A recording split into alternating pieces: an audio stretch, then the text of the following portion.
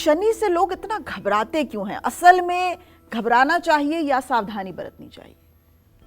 देखिए, सच्ची बात तो ये है कि पहले ज्योतिष की बात कर लूँ। ज्योतिष शास्त्र में सभी ग्रहों के स्वभाव का वर्णन किया गया है। शुक्रो शुक्रस्य तथा नेत्रम चंद्रमा मनसस्तथा आत्मा वै दिन कृते यत्र बुधो बालत्व धीमतः क्रोधो पराक्रमो भौमो जीवो जीवित सुखदः। ठीक है। और शनि दुख प्रद गेयो राहुर ऐश्वर्यदायक।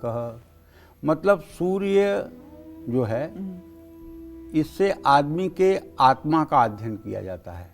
शुक्र से आदमी के नेत्रों का, वैवाहिक जीवन का, विलासिता संबंधी वस्तुओं का और दिव्यांगना सुंदर स्त्री का विचार किया जाता है। चंद्रमा से मन का विचार किया जाता है। मंगल से क्रोध और पराक्रम का विचार किया जाता है। बुध से बौद्धिक क्षमता का विचार किया जाता है।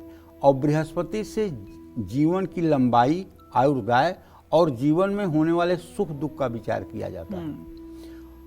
और शनि से दुख का ही विचार किया जाता है। शनि दुख प्रदगेयो, शनि दुख को दुखदाता ग्रह के रूप में ही अध्ययन किया जाता है। राहुर ऐश्वर्यदायक, और राहु को ऐश्वर्य का ग्रह माना गया है। इसलिए राहु का ऐश्वर्य में बहुत बड़ी भूमिका होती है, इसलिए उसका अध्ययन ऐश्वर्य के ग्रह के रूप में किया जाता है।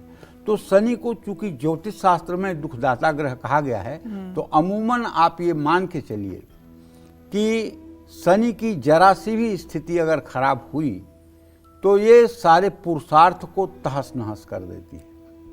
हाँ, एक बात आपने सही पूछा है, अगर आप सच्चरित्र हैं, अगर आप भगवान के भजन में लगे हुए हैं, अगर आप दूसरों का बुरा नहीं करते, अगर आपने मजदूरों का हक नहीं मारा है, अगर आपने किसी दिव्यांग का अपमान नहीं किया है, अगर आप दीन दुखियों की मदद करने के लिए हर समय सहृदय तैयार रहते हैं, तो चाहे शनि की 7.5 हो, चाहे ढैया हो, चाहे महादशा हो, शनि आपके ऊपर अपना कुटिल प्रभाव नहीं दिखाएंगे।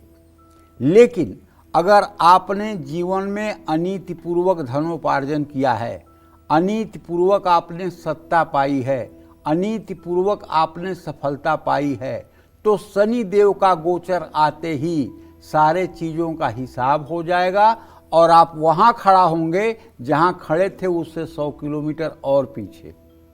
जिंदगी तहस नहस हो जाएगी। इसीलिए शनि को न्याय का भी देवता बताते हैं। 120 वर्षों की विंशोत्तरी दशा होती है, ठीक है, उसमें 19 वर्षों की शनि की भी महादशा होती है। और शनि की ये महादशा जिंदगी के सारे हिसाब किताब कर देती है।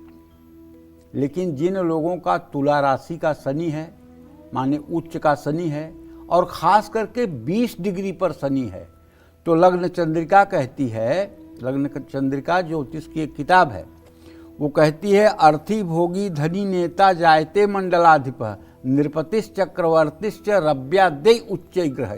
मतलब शनि अगर उच्च राशि का उच्चांशक में 20 डिग्री पर हो तो वो चक्रवर्ती राजा भी होता है।